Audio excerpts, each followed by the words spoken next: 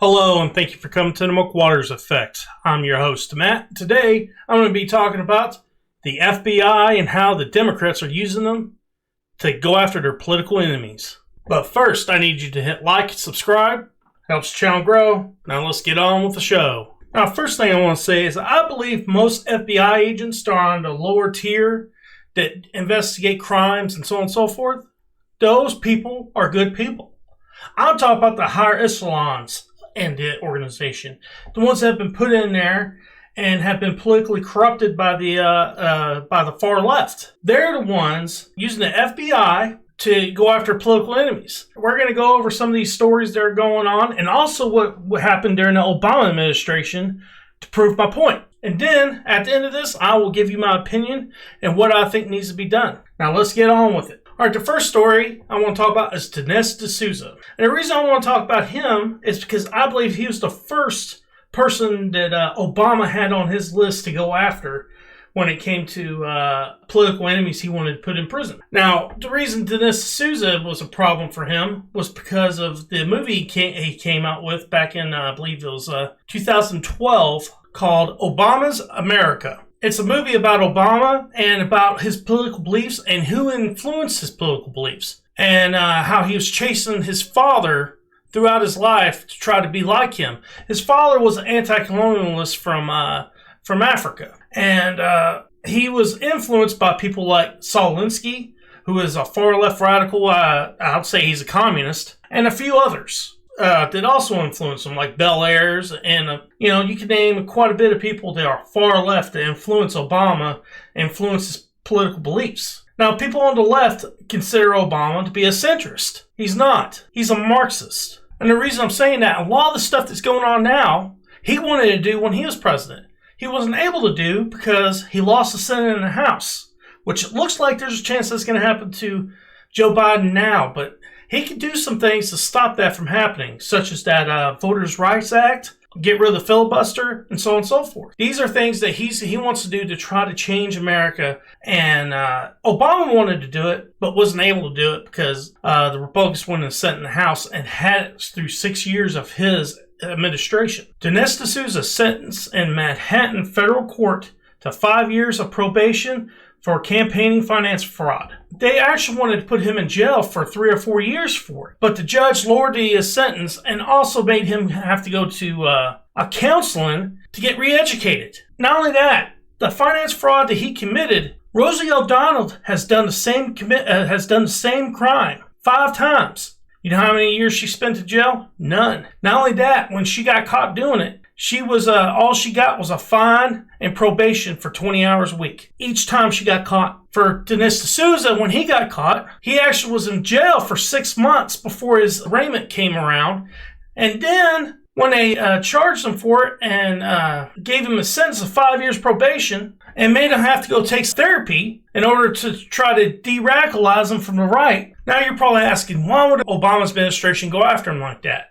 It's because he talked about him in that movie and was saying the truth about him. Not only that, he interviewed his brother in Africa, who Obama has had nothing to do with or hasn't even helped him. The guy lives in a shack in Africa, in Nigeria, and Obama has done nothing for him. And he was showing what Obama is like as a family member and how he could not be trusted. And his brother, when you hear him speak, he's actually a pretty conservative guy. And then here's another guy that the Obama DOJ went after. What Obama's FBI did to Lieutenant General Mike Flynn was criminal. This right here tells you what Flynn did when he was part of Obama's administration and what he did afterwards after he left, helping Trump get elected. When he was part of the Obama administration, he's director of the Defense Intelligence Agency. In 2014, Obama dismissed him from being director of the Defense Intelligence Agency over management disagreement. And then after his retirement, he immediately began criticizing Obama publicly for his movements in Iraq and Afghanistan and how he was dealing with classified information. Now, another thing that got underneath Obama's skin was General Flynn going to tell the media that Obama was selling weapons to terrorists in Syria to topple the governments there. That pissed off Obama. It also pissed off the Central Intelligence Agencies, the CIA, to the point where they started investigating him when he was inside the United States, which the CIA is not allowed to do. When they found out that the CIA was doing that, Obama decided to end that and have the FBI and the DOJ to investigate him and try to entrap him. And so he wouldn't be part of the Trump administration because he had more dirty secrets that he knew about what Obama did in the Middle East. But by the time Obama left office, the FBI, the DOJ was already gutted on the inside and were part of the political tools of the far left and the Democrat Party. Perfect example is what happened when Trump was in office and who they went after at that point. And who they go after?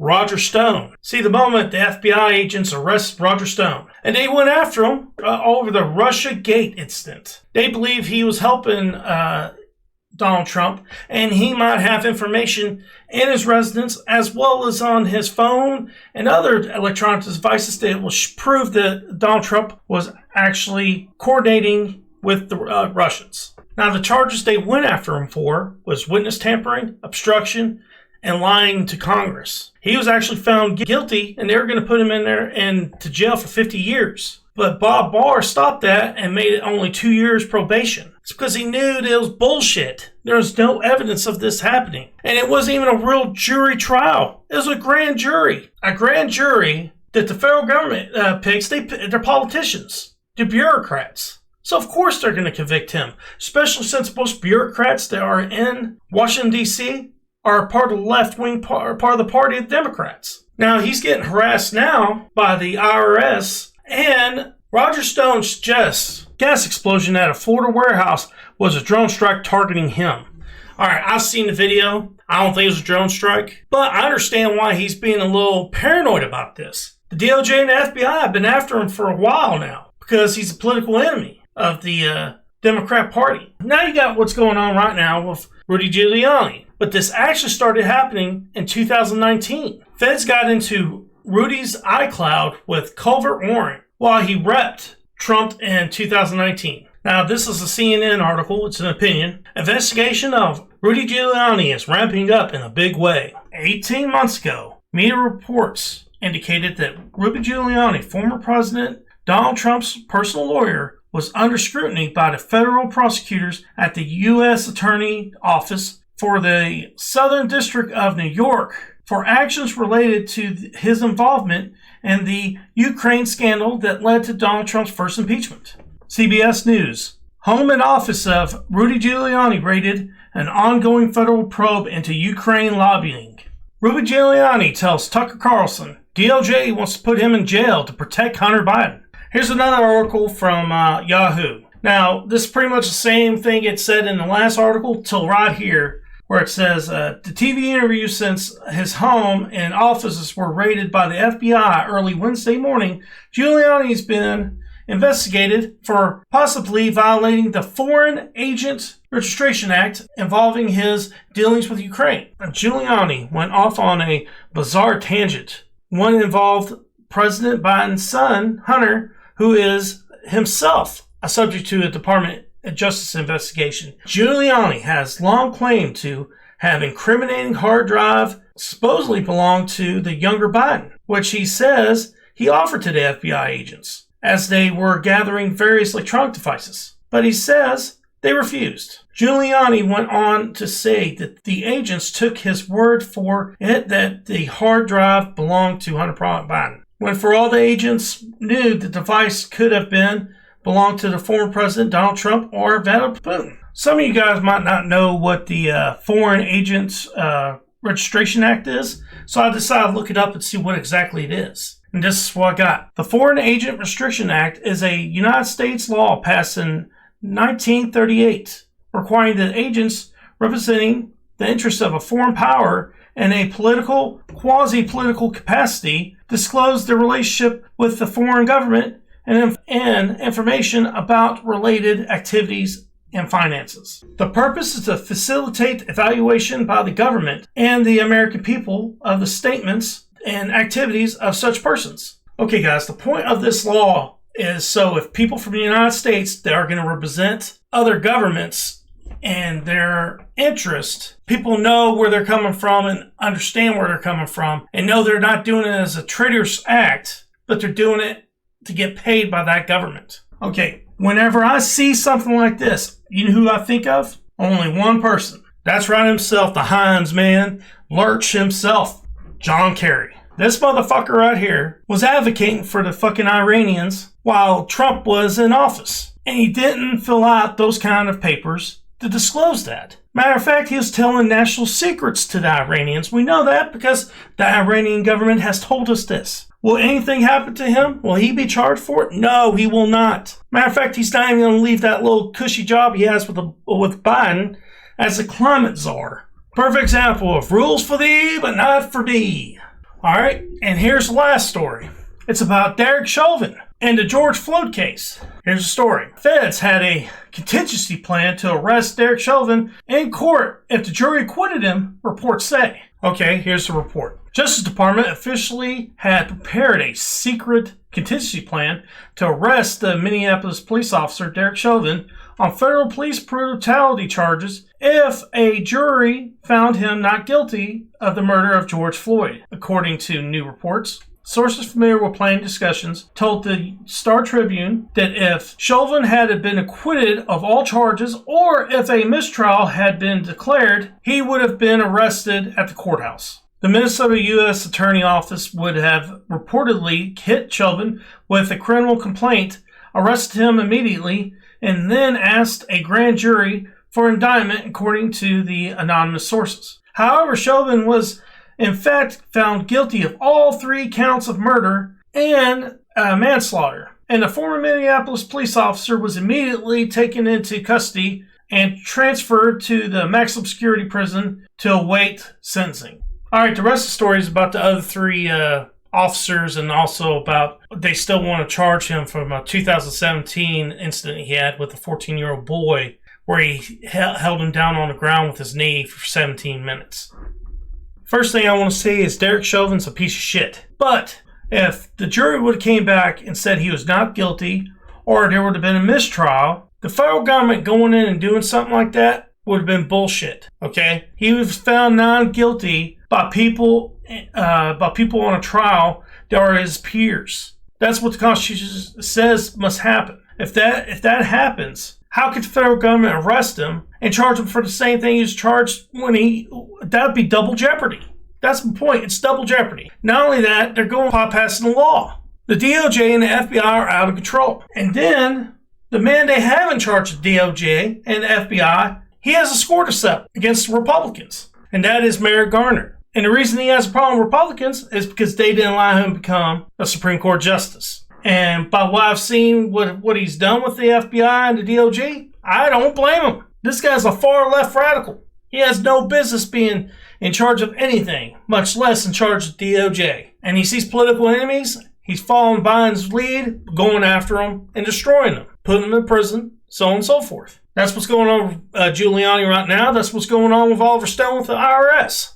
These people were Donald Trump's friends, helped Donald Trump get elected, helped Donald Trump when he was in office. They're political enemies. And what do you do with political enemies when you're on the far left? You destroy them one way or the other. My point of this whole video is to show that the DOJ and the FBI have been infiltrated by far left radicals. Just like the far left radicals first infiltrated college campuses and are indoctrinating kids that are in colleges to believe in Marxism, fascism, socialism, and communism. And then they went into Hollywood, infiltrated that. Everywhere you watch or look, when it comes to Hollywood, you're watching far left woke bullshit. You can't watch anything good on TV anymore because it's so woke as hell that you can't stand it. You beat your brains out. And then the next place they went and infiltrated was the Democrat Party. Then after that, the Democrat Party infiltrated the government with these people. Everything from IRS, CIA, FBI, DOJ, all the alphabet soup right there. All of them infiltrated by far left radicals. And of course they infiltrated the media, but the media didn't come out with the truth until Trump got in there because no one's expected Trump to win. Before Trump got in there, every president that was in there was chosen already. The last one that probably wasn't was probably Reagan. Surprised the hell out of people. And before that, probably JFK. Now the question you have to ask is, how do we stop this from keep going on? We have to put someone in office that'll change things. I'm not thinking Trump. Trump was in there for 4 years. He didn't change a damn thing. He didn't drain that swamp. He should have. He had a lot of things stopped him from doing it, though. We got to have someone to get in there that can actually do that. As far as I can see, when it comes to the Republican Party, there's very few people that are willing to do that. Josh Hawley, Rand Paul, maybe. But would they try to stop them with the DOJ and the FBI? I think they would, just like they stopped Donald Trump, half of his administration. He was trying to defend himself when it came to the Russiagate charges. And he kept him from doing any of the things he wanted to do when it came to the bureaucracy of government. And that was their plan. And then the last part of his administration, he's dealing with the COVID situation. So if we put anyone in there that will change things, it has to be someone that will infiltrate, just like they infiltrated. We have to do some infiltrating and get in there and stop the radicalization of the federal government, because they're almost done. They're almost there. I mean, look what they've done to Joe Biden. The only reason they have him in there is because he's old and feeble and they can control him. And when I say they, I'm talking about the far left progressives. They have control of the government. That's the reason they wanted Kamala Harris as vice president. She's a far left radical. She votes the same as Bernie Sanders. Bernie Sanders is a communist. We have to get someone in there unsuspecting, someone that they would consider a centrist. And then they show their true colors and start changing things from within. I can't think of any names, but there's some out there I think that can do it. And hopefully they will before it gets too late and the damage is already done and nothing, and you can't change anything. And hopefully the Republicans win the Senate and House in 2022 in order to put the brakes on this shit and stop it. All right, guys, we're at the part of the video where I do my quote of the day. And my quote is, "We are a fact-gathering organization only. We don't clear anybody. We don't condemn anybody." Quote by J. Edgar Hoover. All right, guys, that's the end of my video. Hope you enjoyed. Please hit like and subscribe. Helps the channel grow. Peace.